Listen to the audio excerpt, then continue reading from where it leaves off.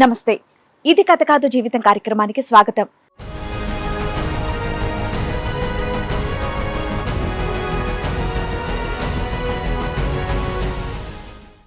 తాళి కట్టి కష్టసుఖాల్లో ఉండాల్సిన భర్త ఒక్కసారిగా అదృశ్యమయ్యాడు అని అంటోంది సౌజన్య. పెద్దల అంగీకారంతో నా బిడ్డ కోసం మరొక పెళ్లికి సిద్ధమైతే రాడనుకున్న నా భర్త తిరిగొచ్చాడు అని అంటోంది. అగమ్య గోచరంగా మారిన నా జీవితానికి మీరే ఏదో ఒక దారి చూపించండి అని కోరుతోంది. అయితే మా హస్బెండ్ చాలా బాగా చూసుకుంటారు మేడం. నన్ను ఏమైందో తెలియదు మేడం. టెన్షన్గా ఉంటున్నారు మేడం. అదే 1.5 year నుంచి జాబ్కి వెళ్తున్నానని చెప్పారు మేడం. వెళ్ళిన తర్వాత చూసాను మేడం, వెళ్ళి ఇంక రాలేదు మేడం. ఆ రోజు నైట్ వరకు చూసాను, అస్సలు రాలేదు మేడం. ఉద్యోగానికి వెళ్ళిన వ్యక్తి మళ్ళీ తిరిగి రాలేదు సార్.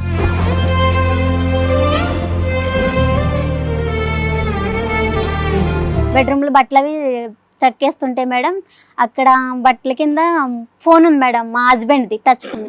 అయితే అది ఉంటే స్విచ్ ఆఫ్ అయింది మేడం. మా అత్త మామ అంటున్నారు చనిపోయాడు మీ హస్బెండ్ అని అన్నారు మేడం.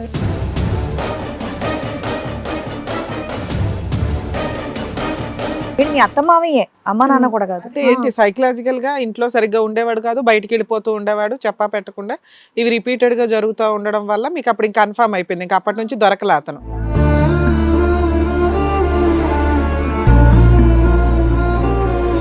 మా అమ్మ నాన్న మా అత్త మామలు ఏమన్నారంటే బాగున్నాడు కదా, బావని చేసుకో అన్నారు మేడం. భావం చేసుకోమన్నారా? అదే సెకండ్ మ్యారేజ్ చేసుకోమన్నారు మీ చుట్టాల అబ్బాయిని. నేనైతే ఒక బాబుకి తండ్రి ఎవరున్నారు, తనకి వయసుకు వచ్చే టైంకి తండ్రి ఎవరని అందరూ అడుగుతారు. తండ్రి లేడు అని అందరూ అంటారు. ఇంకా మ్యారేజ్ చేసుకోవడానికి సిద్ధపడ్డాను మేడం.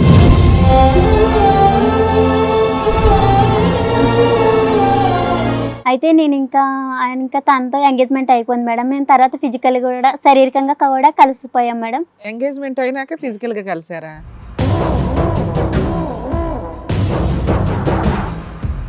మ్యారేజ్ డేట్ కూడా ఫిక్స్ అయిపోయింది మేడం.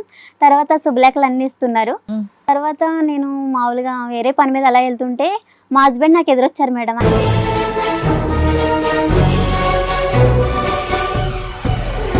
అంటే జుట్టు అంతా చింపురు జుట్టు అయిపోయి చొక్కా ఏమో మాసిపోయి చిరిగిపోయి ఉంది మేడం. అసలు ఎలా ఉన్నాడంటే ఇంకా మనిషి అలాగే లేడు మేడం.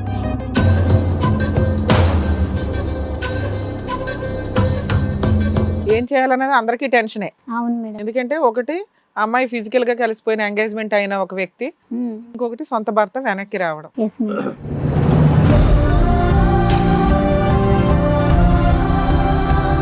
2 years వెళ్ళిపోయాడు, సరే వస్తాడమ్మా అనాలి కానీ మీరేంటి మంచి విభత్సమైన అవార్డు గ్రహీత అత్తగారు లాగా పెళ్లి చేసేసుకోమని నా కూతురులాగా అనుకున్నాను మేడం. ఇలా వెళ్ళిపోయాడని కోడల్ని అలా వదిలేయకూడదు కదా సార్, అందుకని మళ్ళీ పెళ్లి చేద్దాం కూతురులాగాని. మరి కొడుక్కి భార్యని ఇప్పించాలా లేదంటే కోడలికి కొత్త భర్తని ఇవ్వాలా?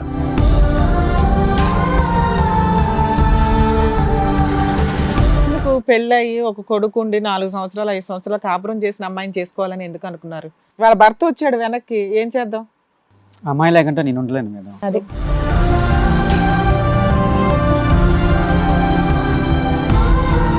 మరి తిరిగి వచ్చాక ఈ అమ్మాయికి ఆల్రెడీ మ్యారేజ్ సెటిల్ అయిందని తెలిసింది. ఎంగేజ్మెంట్ అయ్యాక వాళ్ళిద్దరు ఫిజికల్ గా కూడా కలిసారంట, తెలిసిందా మీకు?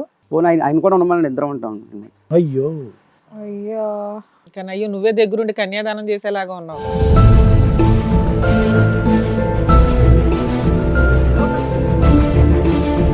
ఈ కార్యక్రమంలో మనతో పాటు ఉన్నారు ప్రముఖ హైకోర్టు అడ్వకేట్ రమ్యాకుల గారు. నమస్తే మేడం. నమస్తే అండి. ప్రముఖ సైకియాట్రిస్ట్ డాక్టర్ కళ్యాణ్ చక్రవర్తి గారు. నమస్తే సార్. నమస్తే మేడం. తీసుకూర్చోండి. Thank you. కూర్చోండి. సౌజన్య రండి.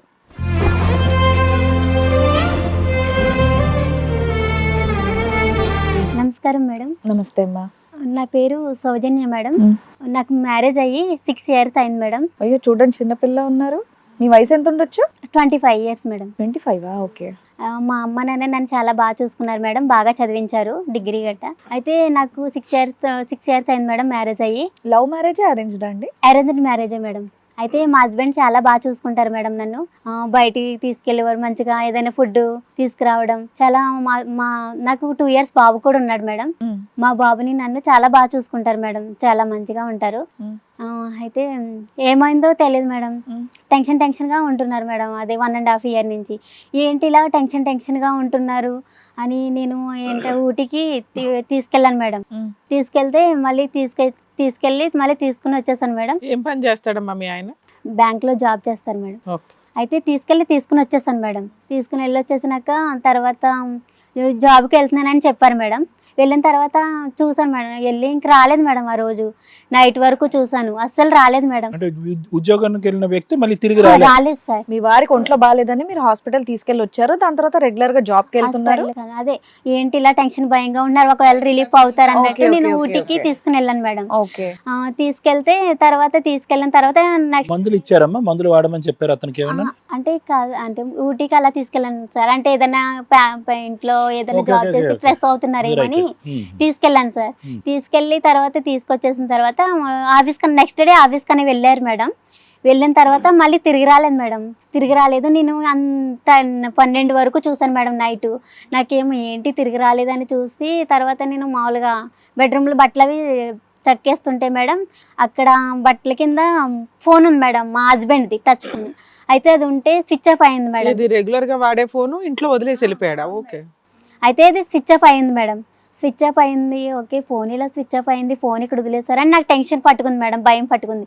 ఏమయ్యారు, నా హస్బెండ్ ఎక్కడికి వెళ్ళారు, ఎలా ఉన్నారు ఏంటని, ఎక్కడ ఉన్నారు ఏంటి, ఇంటికి రాలేదని నాకు టెన్షన్ పట్టుకుంది మేడం. తర్వాత మా అమ్మ నాన్నకి, మా అత్త మామకి చెప్తే అందరికీ కాల్ చేసి అవునా అని వాళ్ళు కూడా టెన్షన్ పడి మనం పోలీస్ కంప్లైంట్ ఇద్దాము అని మిస్సింగ్ కంప్లైంట్ ఇచ్చారా? ఇచ్చాం మేడం. అయితే మేము అందరం కలిసి పోలీస్ కంప్లైంట్ ఇస్తే వాళ్ళు వెతకడం స్టార్ట్ చేశారు మేడం. Very good. వెతకడం స్టార్ట్ చేసి 2 years నుంచి మొత్తం చూస్తున్నారు మేడం. 2 years అయిందమ్మా.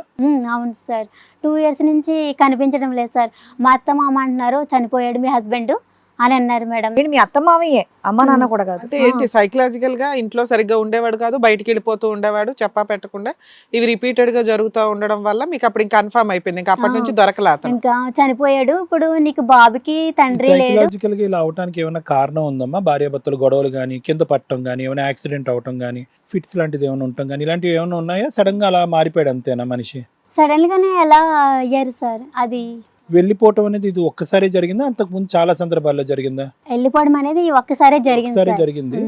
సో ఎంతకి వెనక్కి రాలేదు, 2 years పాటు వెయిట్ చేశారు, రాలేదు. పోలీస్ కంప్లైంట్ ఇచ్చినా కూడా దొరకలేదు. దొరకలేదు సార్. అత్తమామలు కూడా ఆఖరికి మీ అత్తమామలు కూడా నా కొడుకు చనిపోయినట్టే అన్నట్టు అన్నారు. అవును సార్. అయ్యో. ఇంకా మా అమ్మ నాన్న మా అత్త మామలు ఏమన్నారంటే బాగున్నాడు కదా, బావని చేసుకో అన్నారు మేడం. నేనైతే భావం చేసుకోమన్నారా? అదే సెకండ్ మ్యారేజ్ చేసుకోమన్నారు మీ చుట్టాల అబ్బాయిని. నేనైతే వాళ్ళతో ఇంకా అతనితో ఇంకా బాబుకి తండ్రి ఎవరున్నారు, ఇంకా ఇంకా తనకి వయసుకు వచ్చే టైంకి తండ్రి ఎవరని అందరూ అడుగుతారు. తండ్రి లేడని అందరూ అంటారు. తండ్రి అదా అని అన్నారని నేను ఇంకా మ్యారేజ్ చేసుకోవడానికి సిద్ధపడ్డాను మీ మేడం. అత్త మామయ్య ఒప్పుకున్నారు, వాళ్ళే చూసారు, అమ్మ నాన్న కూడా ఒప్పుకున్నారు మేడం. అందరూ ఒప్పుకున్నారు. మేడం, ఈ 1.5 year 2 years నుంచి మీ హస్బెండ్ కనిపించినప్పటి నుంచి మీరు ఎవరి దగ్గర ఉన్నారు, ఎలా బతికారు?